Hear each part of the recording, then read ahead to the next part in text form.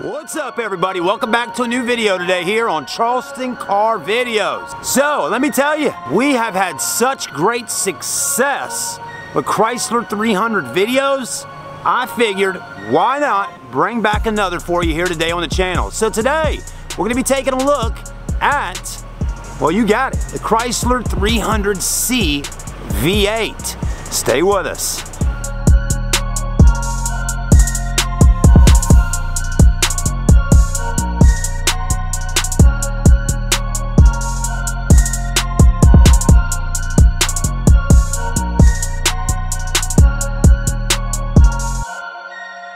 Alright everybody, we're back. So I think you're going to enjoy this review today, looking at this Chrysler 300C. I mean, it's got some years on it, by the way. I mean, we're talking a 2005. So let's really put some thought and perspective here, right? A little mathematics here. 2005, 10 years, we 2015, 16, 17, 18, 19.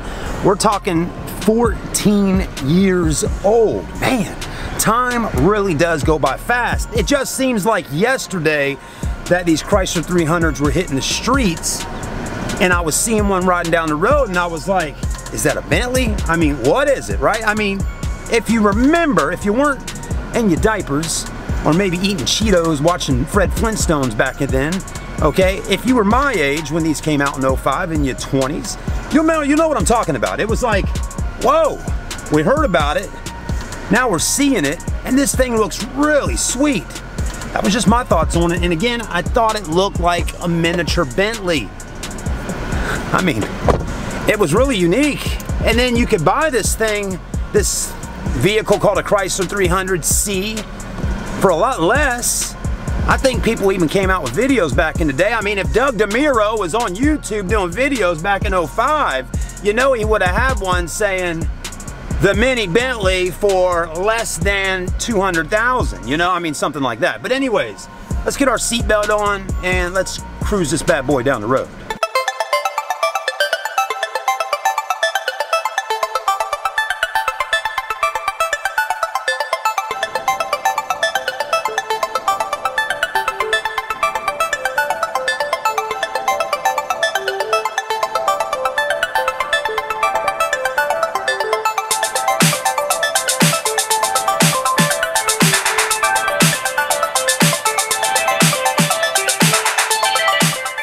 Alright everybody, so we're gonna hit the streets, see what's going on with this 300C. Now, before we actually get out and take a look at the exterior body on it, take a look at the interior, under the hood and all that, I'm gonna briefly talk here for a moment while we're test driving to our special location. Oh, wow. Wow, that engine's got some get up about it. You can really feel that V8 under the hood kind of wanting to go. And you know, this car being 14 years old now, I'm really wanting to show y'all how well it possibly has held up all these years. Again, I mean, one thing that I have kind of said over the last 5 to 6 months of working with used vehicles, and when I say working with used vehicles here on YouTube, I mean literally test driving them, selling them, literally selling used cars, and selling old used cars with high mileage or newer used cars with super high mileage. I mean, like the as is, the buyer beware type vehicles.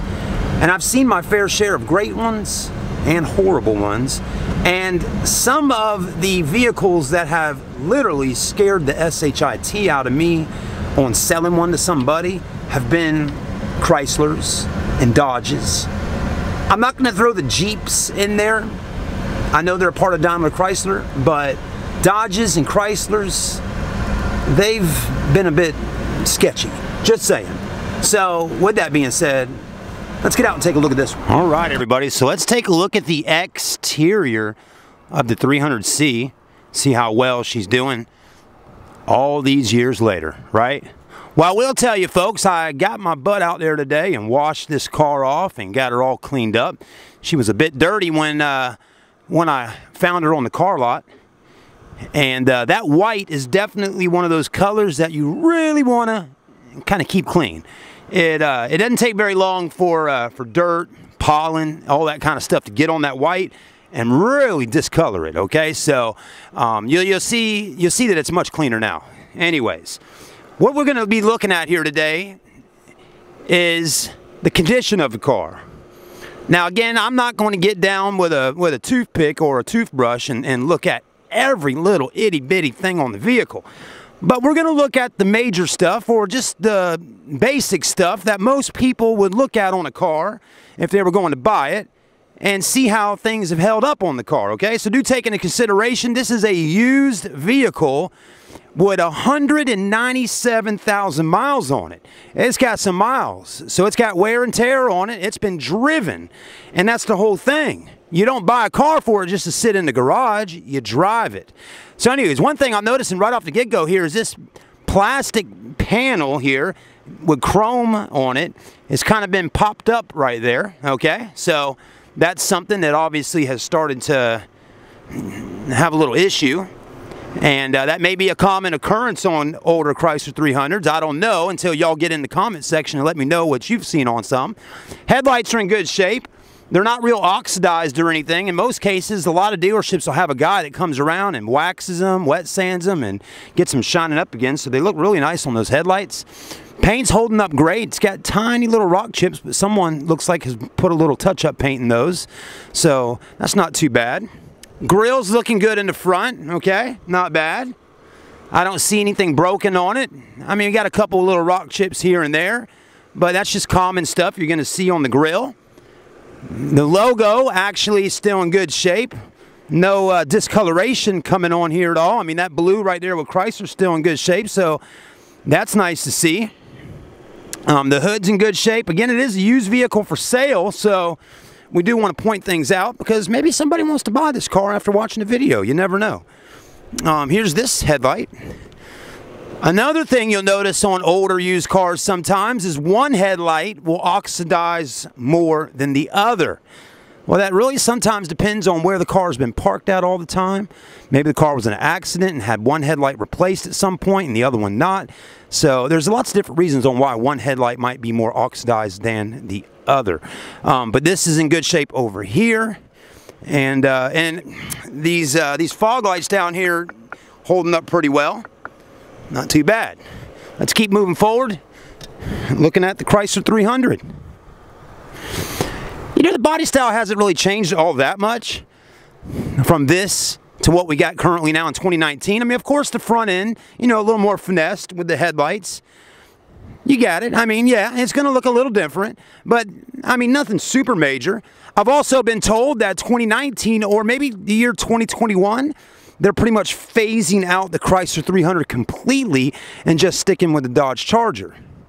I don't know about that. What do y'all think? I think they should keep the Chrysler 300 around. This has its own kind of own place in society, I think, with drivers and people. I mean, I don't know if that's a good move or not, but hey, I'm not the manufacturer. The Chrysler HEMI C logo right there, still in pretty good shape. A little discoloration going on in there, but nothing too bad. Okay, indicating that we have a V8 HEMI under the hood. Tires are in good shape. Of course, that has nothing to do with the manufacturer. That has to do with the owners replacing tires on them. The chrome alloy wheels still looking good. Not too bad. What size do we have on this car? I'm assuming they're 18s. Let me take a look at 255/60R18.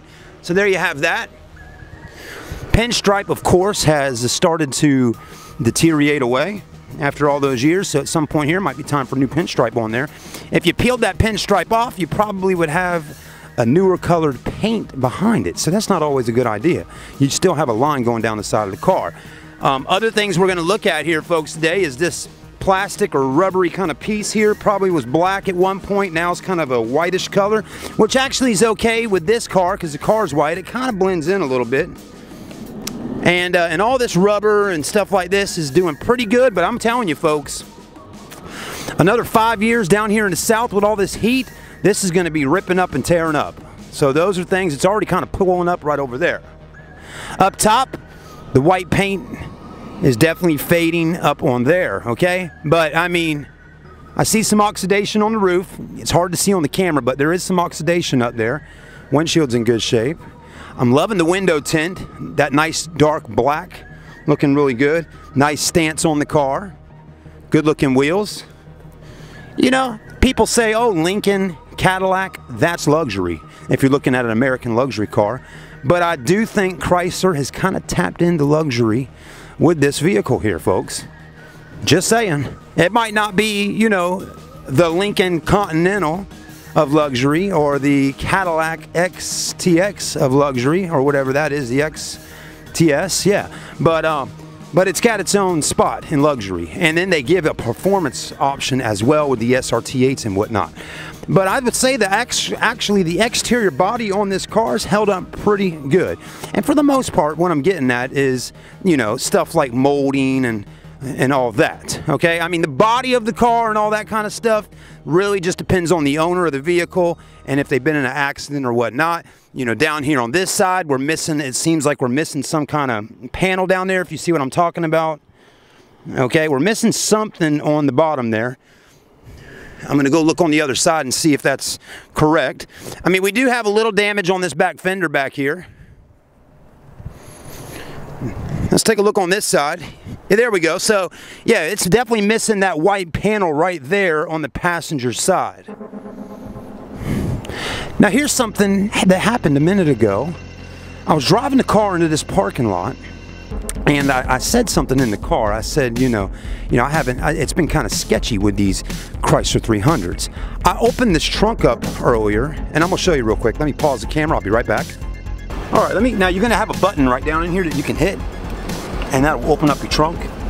Now, one thing I've learned today, that if the battery's dead on the car, that button's not working, and there's no getting in the trunk without you having power on your car.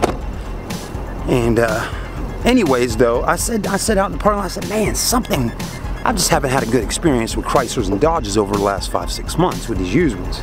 You know, I've seen transmissions going out and just all kinds of crazy stuff on them. And just been horror stories with customers that have spent all their tax money on cars and they got a broken car the same day they bought it. I mean, what kind of situation is that you want to get in, right? But anyways, as I was doing that, I came back here to check on something, and I opened the trunk up like this, and I'm not letting it do it again, but it's not doing it right now. But basically, the shocks are getting worn out on this trunk right here. And I went to open that trunk up, and I was standing right about here, and that thing bopped me inside of my head. If the camera was rolling while that was going on, y'all would have had a good laugh, but it hurt. I mean, I got back in the car, I said, you freaking Chrysler, you know, you costed me one thing, now you hit me in the head. What in the world, you know, just an experience like no other. But anyways, the battery was dead on the car today when I went to go crank it up, and I said, man, I gotta do a Chrysler 300 video again. I said, my viewers obviously are enjoying these Chrysler videos. And I said, it don't matter what I'm gonna do. I'm gonna film it today, whether the battery's dead or not. I got in, I cranked it up. I'm like, where's the freaking battery? It's in the trunk. Right there, battery in the trunk. I got a jump box literally in the trunk on the battery. So obviously the battery needs replacing on it. The dealership says they're gonna do it, and they said, well, go ahead and clean her and wash her and leave that on there and take her down the road. So that's what we're doing. But, you know, we definitely don't have a spare tire back here because that's missing. And we definitely got some dirtiness going on back there. But yeah, that's it. Plenty of space though in the trunk. You got your carpet back here in the trunk to keep things a little quieter. And that thing drops down kind of hard. Now as I go to get in this back seat back here, watch this. I can't open the door up. This is broken. See what I'm talking about? That handle's broken right there. I'm not going to pull on it hard, but if you go that way with it, it opens. But that's, something's going on there, okay? Let's go ahead and hop in the back seats and see what amenities for luxury amenities are in the back of this Chrysler 300. Alright guys, so we're inside the back area here. Now I'm about 6'1", 215 pounds. I want to show you the legroom and headroom.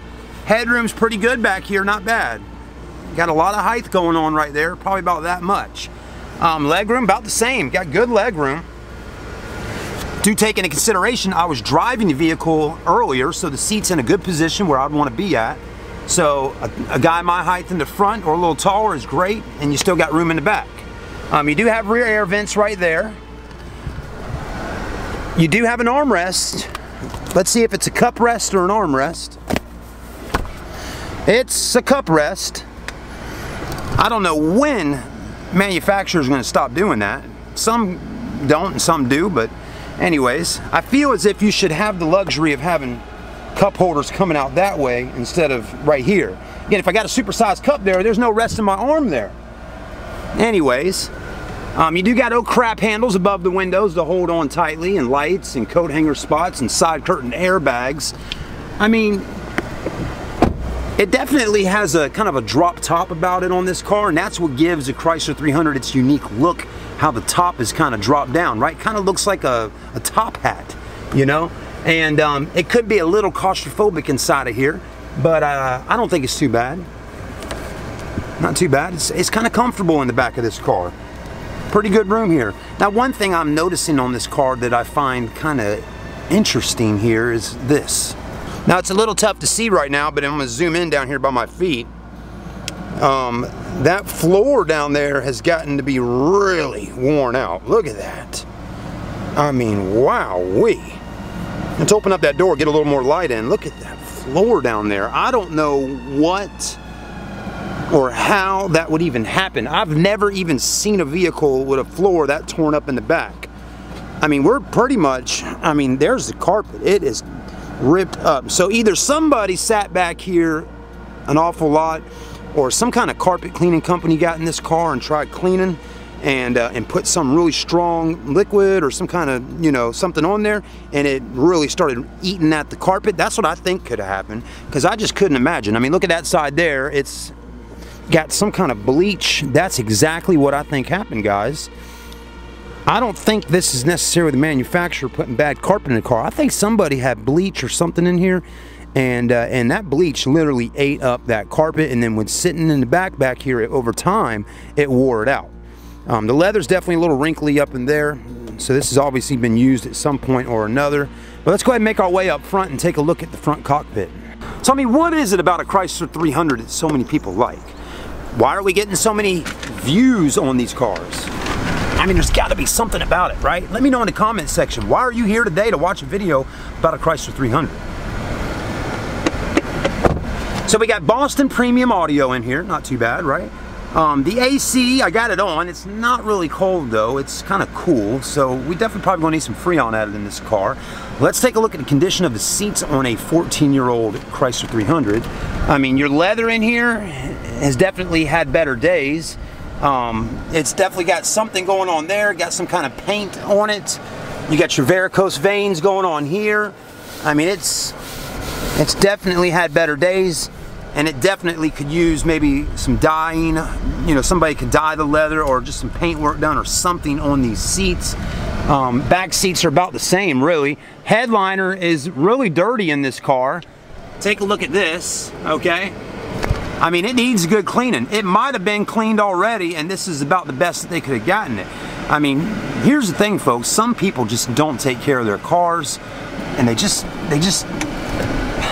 don't know what people do to make cars so dirty. But glove box is still nice and clean. I mean, the chrome in here, that just needs cleaning up. This is cracked right there. Okay, you got cracks in that wood trim. This side, you got 2 cracks right there. You got wood trim up here, which feels nice. There's your steering wheel. There's your gauges. There's the mileage. Right there, 194, 174. Your clock, radio, heated seats. Also got sunglass holders up top. The vanity mirrors are here, but on both sides, the little clips to hold them are broken. See what I'm talking about? Let me show you. See what I'm talking about? Them clips right there are broken. You cannot clip into there. So it stays loose. Same over here. Clip is broken. Right, everybody, let's take her out on the road, see how she's doing. Now, back in 2005, the Chrysler 300C, just like this, was rated Motor Trend Car of the Year. I mean, it hit big awards. It was a top seller in the American market for sedans. American sedans now. But again, that's a huge achievement back in 05, and that's awesome. That really is. That really just kind of, made me realize how hot this was back in '05. And even still today, I think Chrysler really needs to go back and look and say, hey, remember, before we discontinue this car, that this was a Motor Trend top car of the year back in '05. Come on, Chrysler. Don't take away something that possibly was such an amazing hot seller back then. But at the end of the day, what are the margins and how does that work with the sales points of this vehicle in the American market now? There's so much more out there, and car manufacturers really are hitting it hard with the way they build their vehicles. And now we got the Koreans definitely pushing out some amazing products as well, from Kia to Hyundai. I mean, let's don't forget about them. Kia has got some amazing stuff. Hyundai has got some amazing stuff.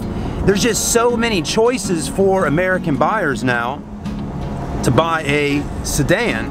But think about it, also companies like Chevrolet and Ford are pretty much discontinuing a lot of the sedans that they offer. So we would hope that Chrysler possibly would keep something like this. Let's hop out and take a look at the engine that's packing well over 300 horsepower.